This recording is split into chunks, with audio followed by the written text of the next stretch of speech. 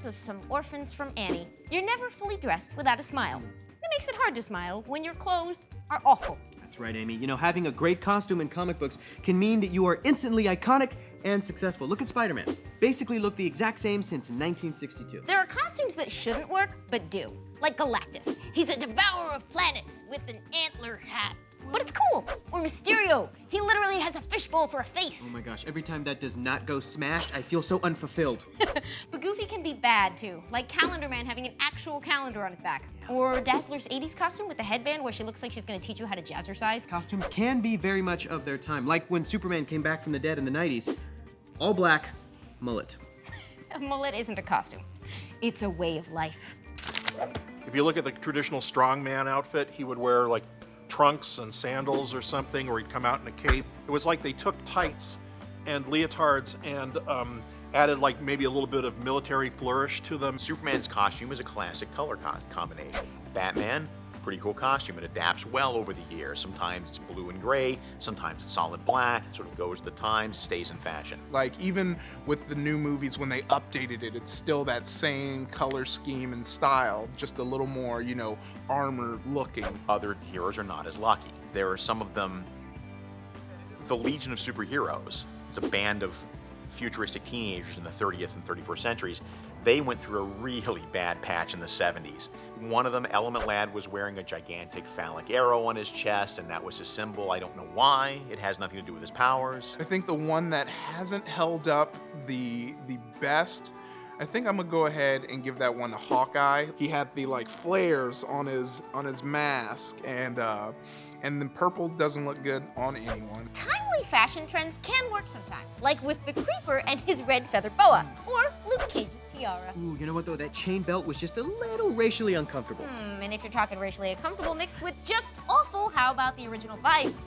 No me gusta. He was all we had for the longest time. But look at the V-neck. The exposed V-neck was big in the 80s and never worked. Nightwing looked ridiculous in his first costume. Also, how do they have the time to shave their chests so cleanly? With great power comes great shaving skills? I want to believe that all the heroes just go to Wolverine and he just Edward Scissors the hair off. Are you gonna want a Brazilian too, bub? Exposed skin in a superhero costume never makes sense. Especially with the women. It never makes sense when female superheroes are just all skin. Like, say, Witchblade. I don't even know how that costume works. She looks like she assembled it with the world's collective eye crust. But Amy, sometimes a lady wants to be both strong and sexy. While getting punched through walls? So many of those costumes are by bros for bros. Witchblade, I don't get how it works. It's never explained why she has to be naked. Like, and like she's supposed to be like some super magic knight. You'd think they'd have like magic armor. It's like, nah, we're gonna show some magic cleave and just like leave all your vital organs exposed. Power Girl's outfit is terrible because she's not acting like a magician.